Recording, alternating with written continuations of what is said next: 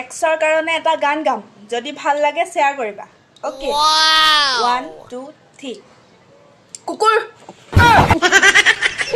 is ভণ্টি কথা শুনিলো এতিয়া আকৌ ভাইটি কথা শুনো কি কয় ভাইটিয়ে বা হা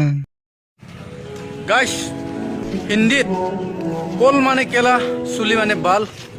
প্ৰেম কৰি সময় নষ্ট কৰাত গৈ মাল খাই লিভাৰ নষ্ট কৰাই ভাল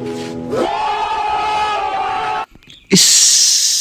তহঁতকেইটাৰ কাৰণে আমাৰ ভাইটিয়ে কাক কেনেকৈ চাহ আকৌ কি হ'ল মোবাইলৰ খং উঠে নি কি হ'ল মোবাইলৰ বাই মোবাইলটো চুমা খাই খাই কৈছে কি কৈছে প্লিজ শুন মোক খং নকৰিবা মোক মাফ কৰি দিয়া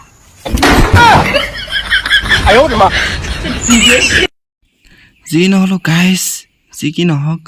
মোক এনেকুৱা এজনী ছোৱালী লাগে যিজনী ছোৱালী আপুনি এতিয়া স্ক্ৰীণত দেখিবলৈ গৈ আছে ফুল দি চবে প্ৰপ'জ কৰে মই তোমাক হাফ এটা দি প্ৰপ'জ কৰিম দে জান যদি আছে গাইজ আপোনালোকৰ চাইডে যদি আছে গাইজ এনেকুৱা এজনী হাফ দি প্ৰপ'জ কৰা ছোৱালী মোক কমেণ্ট কৰক আৰু যদি ভিডিঅ'টো অকণমানো চাই ভাল লাগিছে লাইক কৰক এণ্ড শ্বেয়াৰ কৰক নতুন হ'লে ছাবস্ক্ৰাইব কৰি লওক চেনেলটো ব'লক এতিয়া আমাৰ দাদা কেনেকৈ মানে বেকআপ কৰা আগত কাজিয়া কৰে চাওকচোন গাইজ পথৰৰ মাজে মাজে সৰু সৰু আলি এটা নহয় দুটা নহয় তই চাৰিটাক ভাল পালি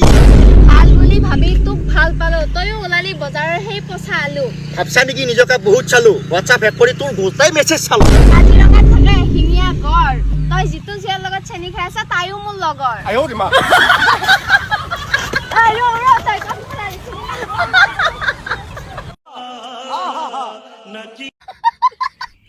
গাইজ যি কি নহওক আমাৰ পুৰুষসকলৰ এটা বৃহৎ শক্তি আছে যিটো শক্তি আমি এটা বৃহৎ পিলেৰে ৭২ বছৰ বয়সতো জনসংখ্যা